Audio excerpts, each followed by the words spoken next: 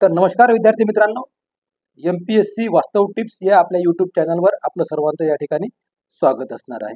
आपल्या चॅनलवर आपण सामाजिक, शैक्षणिक, आर्थिक त्याचबरोबर जे काही जॉब अपडेट आहेत ते जॉब अपडेट आपण देत असतो. त्याचबरोबर अभ्याससुद्धा आपण या ठिकाणी अपलोड करत असतो. त्या कारणामुळे आपल्या चॅनलला सबस्क्राईब करा, लाईक करा आणि शेअर करा, जेणेकरून सर्व ज्या काही अपडेट्स आहेत कमी शब्दात आणि नेमक्या शब्दात आणि तुम्हाला समजेल अशा भाषेमध्ये तुमच्यापर्यंत हे अपडेट पोहोचणार आहेत. त्यासाठी तुम्हाला चॅनलला सबस्क्राईब करून लाईक करा आणि त्याला जे बेल आयकॉन आहे ते सुद्धा त्या ठिकाणी प्रेस करून ठेवा. ओके.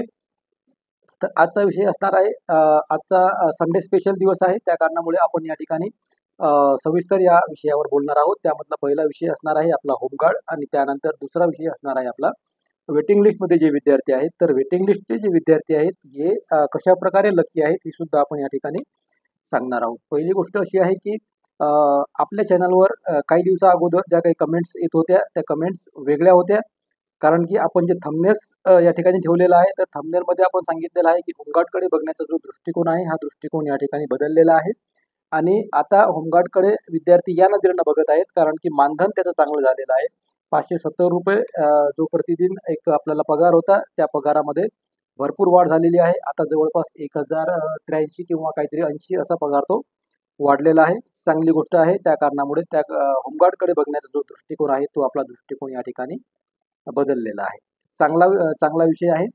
आणि त्याचबरोबर आपल्या कमेंट्स ज्या होत्या जवळपास 15 दिवसा अगोदर किंवा 1 महिन्या अगोदर, त्या कमेंट्स अशा होत्या की सर होमगार्डमध्ये सिलेक्शन झालेलं आहे परंतु होमगार्ड जॉईन करायचं की नाही हा एक प्रश्न आहे. तर आता ती परिस्थिती तशी राहिलेली नाही आहे, कारण की आता सर्व विद्यार्थी होमगार्ड या ठिकाणी जॉईन करणार आहे. कारण विषय असा आहे की मानधन वाढलेलं आहे आणि आता कमेंट्स आपल्या अशा होत आहेत चॅनलवर आपल्या यूट्यूबवर की वेटिंग लिस्ट जी आहे ही वेटिंग लिस्ट कधी लागणार आहे, कधी ओपन होणार आहे, जेणेकरून आमचा नंबर वेटिंग लिस्टमध्ये आहे आणि आमचं सिलेक्शन या ठिकाणी होणार आहे किंवा नाही, अशा प्रकारच्या या ठिकाणी आता कमेंट्स येत आहेत. तर जे विद्यार्थी वेटिंग लिस्टमध्ये आहेत त्यांच्याबद्दल आपण अगोदर बोलू, कारण की ते विद्यार्थी दोन्हीकडून या ठिकाणी सेफ असणार आहेत, लकी असणार आहेत. ते कसे मी ते तुम्हाला सांगतो या ठिकाणी. तर बघा विषय असा आहे की तुम्ही होमगार्डची जी परीक्षा आहे फिजिकल या ठिकाणी दिलेलं आहे, परंतु होमगार्डमध्ये तुम्ही पात्र झालेले नाही आहेत, सिलेक्शन तुमचं झालेलं नाही आहे, तुम्ही या ठिकाणी वेटिंगवर असणार आहे. तर वेटिंगमध्ये तुमचे नावं आहेत. आता तुम्ही दोन्हीकडे सेफ असे आहे की एकीकडे तुमचं होमगार्डमध्ये सिलेक्शन जरी नसेल झालं तरी वेटिंगमध्ये तुम्ही या ठिकाणी आहे, म्हणजे तुम्हाला या ठिकाणी चान्स आहे होमगार्डमध्ये भरती होण्याचा, तुमच्याकडे संधी उपलब्ध होणार आहे. कारण की त्याची जी एक व्हॅलिड आहे वेटिंग लिस्ट, कधीपर्यंत वैध आहे किंवा कधीपर्यंत ती सुरू राहणार आहे. तर कधीपर्यंत विद्यार्थी त्यामध्ये होमगार्डमध्ये घेतले जाणार आहेत वेटिंग लिस्टमधून, तर ते पुढच्या वर्षी मार्च 2025 पर्यंत ती जी वेटिंग लिस्ट आहे ती या ठिकाणी ओपन राहणार आहे. त्या कारणामुळे तुमच्याकडे भरपूर वेळ असणार आहे, काही टेन्शन घ्यायची तुम्हाला या ठिकाणी गरज नसणार आहे. दुसरा विषय असा आहे की आता समजा जर पोलीस भरती या ठिकाणी जर निघाली किंवा वनरक्षक भरती जर या ठिकाणी निघाली, तर ज्या विद्यार्थ्यांचं सिलेक्शन होमगार्डमध्ये झालेलं आहे ते विद्यार्थी पोलीस भरतीला किंवा वनरक्षक भरतीला या ठिकाणी वेळ देऊ शकणार नाहीत, कारण की ते प्रत्यक्ष ड्युटीमध्ये असणार आहेत. त्या कारणामुळे त्यांचं लक्ष या ठिकाणी कमी राहणार आहे. त्या उलट तुम्ही सिलेक्शन झालेलं तुमचं नसलं तरी तुम्ही वेटिंग लिस्टमध्ये आहे, वेटिंग लिस्टमध्ये तुमचं नाव आहे आणि इकडे सुद्धा तुम्ही लक्ष देऊ शकता. चांगल्या प्रकारे या ठिकाणी तुम्ही प्रयत्न करू शकता, चांगले मार्क्स तुम्ही या ठिकाणी आणू शकता आणि तुमचं पोलीस भरतीमध्ये सुद्धा सिलेक्शन होऊ शकते, वनरक्षक भरतीमध्ये सुद्धा सिलेक्शन होऊ शकते. काल परवाचीच एक ॲड आहे की त्या ॲडमध्ये म्हणजे माहिती आहे, त्या माहितीमध्ये सांगितलेलं आहे की जे काही जागा आहेत 9,000 जागा आहेत, तर त्या वाढवून त्या ठिकाणी 3,000 जागा वाढलेल्या आहेत. तर त्या 12,000 जागेसाठी जी ॲड आहे ती ॲड या ठिकाणी निघणार आहे, अशी सुद्धा एक बातमी या ठिकाणी आहे. त्या कारणामुळे तुम्हाला दोन्हीकडे चान्स असणार आहे. आणि तिसरा फायदा तुमचा हा असणार आहे की आता जे विद्यार्थी होमगार्डमध्ये सिलेक्शन ज्यांचं झालेलं आहे, जे प्रशिक्षणासाठी जाणार आहेत, अशा विद्यार्थ्यांना जर समजा आता ही पोलीस भरती किंवा वनरक्षकची ॲड जर आली आणि त्यांनी जर विचार केला की आता मी होमगार्ड जॉईन जर केलं तर या 2 भरतीकडे माझं लक्ष जाणार नाही, त्या कारणामुळे मी होमगार्ड जॉईन करत नाही, तर एकीकडे होमगार्डमध्ये सिलेक्शन जागा ती रिक्त होईल आणि तुम्ही वेटिंगवाले विद्यार्थी त्यामध्ये तुमचं सिलेक्शन होणार आहे. म्हणून मी म्हणतोय की वेटिंगवाले जे विद्यार्थी आहेत यांना दोन्हीकडून फायदा होणार आहे. त्या कारणामुळे अजिबात त्या ठिकाणी तुम्हाला टेन्शन घ्यायची गरज राहणार नाही. दुसरा विषय असा आहे की जे मानधन आहे मानधनामध्ये वाढ झालेली आहे, मानधन वाढलेलं आहे असा मंत्रिमंडळाचा निर्णय झालेला आहे. परंतु त्यावर अजून जी-आर आलेला नाही आहे. आपल्या कमेंट्स तुमच्या होत्या की पगार वाढलेला आहे तर मग लागू कधी होईल. तर सध्याच्या परिस्थितीमध्ये विषय असा आहे की ऑक्टोबर महिन्यामध्ये जवळपास 4 तारखेला हा निर्णय झालेला आहे आणि 4 तारखेला निर्णय झालेला असल्या कारणामुळे अजून त्यावर जी-आर आलेला नाही आहे. जी-आर जर आला असेल तर आपण तो चेक करू, तो सुद्धा आपण आपल्या चॅनलवर अपलोड करू, तो विषय वेगळा. परंतु अजून जी-आर आलेला नाही आहे. आणि दुसरा विषय असा की जे आता सध्या कार्यरत होमगार्ड आहेत महाराष्ट्रामध्ये जवळपास 40,000 होमगार्ड कार्यरत आहेत असं सांगण्यात येते. तर यांचा जो येणारा पगार आहे पुढच्या महिन्यामध्ये, तर हा जो पगार आहे हा पगार वाढीव येतो का हे आपल्याला बघावं लागेल. त्याबरोबर अजून काही भत्ते त्यांना त्या ठिकाणी मिळतात का हे सुद्धा आपल्याला बघावं लागेल, जेणेकरून आपल्याला तो विषय कन्फर्म होईल. एकीकडे एक तर त्यांचा पगार वाढ झाली पाहिजे, म्हणजे पगारामध्ये वाढ होऊन पगार झाला पाहिजे आणि दुसरीकडे आपल्याला जी-आर आला पाहिजे. ह्या दोन गोष्टीपैकी जेही गोष्ट अगोदर होईल त्यानंतर आपला तो विषय त्या ठिकाणी क्लिअर होणार आहे की मानधनामध्ये नेमकी किती वाढ झालेली आहे आणि हातामध्ये तो पगार येतो की नाही. दुसरा विषय असा आहे की ठाणेच्या बाबतीत विषय आहे. ठाणेचं पात्र गुन्ह्यांची जी यादी असते ती प्रत्येक जिल्ह्याची लागत असते, ती या ठिकाणी लागलेली अजून नाही आहे. त्या कारणामुळे कट ऑफ आपण स्पेसिफिक सांगू शकत नाहीये, पक्का कट ऑफ सांगू शकत नाहीये. कारण की कट ऑफ सांगायला जे काही उपलब्ध उमेदवार आहेत आणि त्यांना जे मार्क्स मिळालेले आहेत ते मार्क्स या ठिकाणी आपल्याला त्या बघावे लागणार आहे. परंतु कॉम्पिटिशन होमगार्डमध्ये खूप जास्त आहे. एक कमेंट्स काल एका मित्राची अशी होती की सर 30 मार्क्स आहेत, परंतु माझा सुद्धा नंबर वेटिंगवर आहे. तर आउट ऑफ मार्क्स असून सुद्धा वेटिंगवर विद्यार्थी या ठिकाणी आहेत. तर त्या कारणामुळे विषय किती गंभीर आहे हे तुम्ही समजू शकता. पुन्हा अजून काही विषय महत्त्वाचा आहे, नांदेडचा विषय आहे. नांदेडमध्ये कोर्टात केस स्थगित आहे. त्याचबरोबर त्यांनी आक्षेप जे तुम्ही नोंदवले होते नांदेडचे जे विद्यार्थी आहेत, तर नांदेडच्या विद्यार्थ्यांना त्यांनी तुमच्या आक्षेपाचं निराकरण केलेलं आहे. तो व्हिडिओ सुद्धा आपण आपल्या चॅनलवर या ठिकाणी टाकलेला आहे. त्याचबरोबर एस-टीचे जे काही उमेदवार आहेत, शेड्यूल ट्राईबमधले जे उमेदवार आहेत, त्यांच्यासाठी आता हाईटमध्ये शिथिलता देण्यात आलेली आहे. हाईट कमी असली तरी त्यांचं या ठिकाणी सिलेक्शन होणार आहे. 5 सेंटीमीटरची तिथं त्या ठिकाणी शिथिलता या ठिकाणी दिलेली आहे.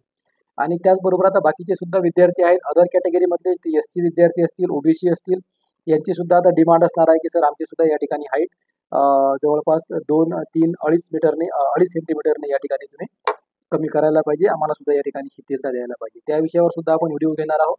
त्याबद्दल सुद्धा तुम्ही काही काळजी करायची गरज नाही. दुसरा विषय काही महत्त्वाचा यामध्ये नाही आहे. एवढंच तुम्हाला माहिती सांगायची होती. त्याचबरोबर तुमचा अभ्यास सुद्धा सुरू ठेवा, कारण की पोलीस भरती आणि वनरक्षक भरती ही लवकर येणार आहे. आल्याबरोबर आपल्या चॅनलवर आपण त्याची अपडेट देऊ. तोपर्यंत तुम्ही जो तुमचा अभ्यास आहे, जो तुमची मैदानी चाचणी आहे, यावर तुम्ही लक्ष केंद्रित करा. पुन्हा एकदा सांगतो तुम्हाला की वेटिंग लिस्टवाले जे विद्यार्थी आहेत त्यांनी अजिबात नाराज होऊन जायची गरज नाही आहे. वेटिंगमध्ये तुम्ही ज्या अर्थी आहे त्या अर्थी तुम्ही दोन्ही झोनमध्ये दोन्ही ठिकाणी तुम्ही सेफ असणार आहे. एकीकडे तुम्ही सेफ असणार आहे, तुम्ही होमगार्डच्या वेटिंग लिस्टमध्ये आहे. दुसरीकडे तुम्ही सेफ असे असणार आहे की तुम्ही बाकीचे ज्या काही भरती आता येणार आहेत, आगामी भरती आहेत, पोलीस भरती आणि वनरक्षक भरती, यामध्ये तुमचा 100% तुम्ही इफोर्ट या ठिकाणी देऊ शकता. कारण की एकीकडे तुम्ही सिलेक्शन तुमचं झालेलं आहे, वेटिंगमध्ये आहे.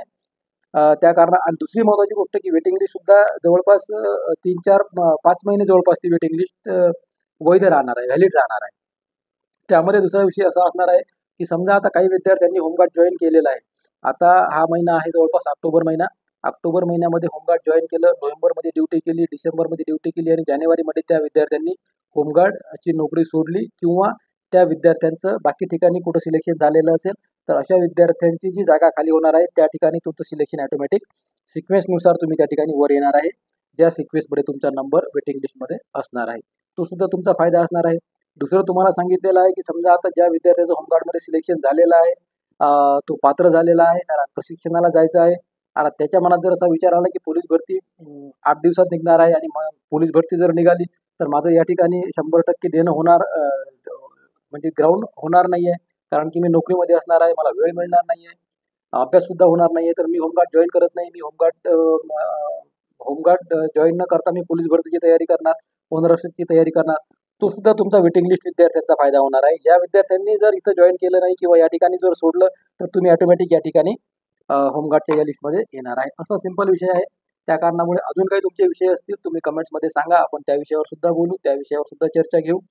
माझं म्हणणं फक्त एवढं आहे. दुसरा महत्त्वाचा विषय तुम्हाला नेक्स्ट व्हिडिओमध्ये मला सांगायचा आहे की सध्याची जी परिस्थिती आहे, रोजगाराची जी परिस्थिती आहे, ही परिस्थिती खूप बिकट झालेली आहे. ज्या पात्रतेमध्ये तुम्ही बसता त्या पात्रतेमध्ये तुम्ही त्या ठिकाणी तुमचं सिलेक्शन जर होत असेल त्या पात्रतेमध्ये तुम्ही बसत असाल तर ते सुद्धा फॉर्म तुम्ही भरणं सुरू ठेवा. मला माहिती आहे की पोलीस भरतीची एक क्रेज असते. आपलं पोलीस भरती एक आपण टार्गेट केलेलं असते, परंतु पोलीस भरतीमध्ये सिलेक्शन होण्याचं जे प्रमाण आहे, विद्यार्थ्यांचं, ज्या विद्यार्थ्यांची खरोखर इच्छा आहे पोलीस भरतीमध्ये सिलेक्शन व्हायची, त्या विद्यार्थ्याचं प्रमाण या ठिकाणी कमी असणार आहे. ते कमी प्रमाण का आहे हे सुद्धा तुम्हाला मी पुढच्या व्हिडिओमध्ये सांगणार आहे.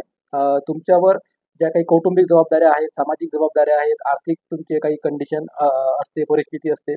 यामध्ये आपल्याला एक जवळचा मार्ग म्हणजे आपल्याला एक सरकारी नोकरी, ती कोणतीही असो, असा सध्या विचार तुम्ही करायला पाहिजे असं मला वाटते. ही भरती पुढचा व्हिडिओ जोपर्यंत येत नाही तोपर्यंत मी त्या विषयावर बोलणार सुद्धा नव्हतो.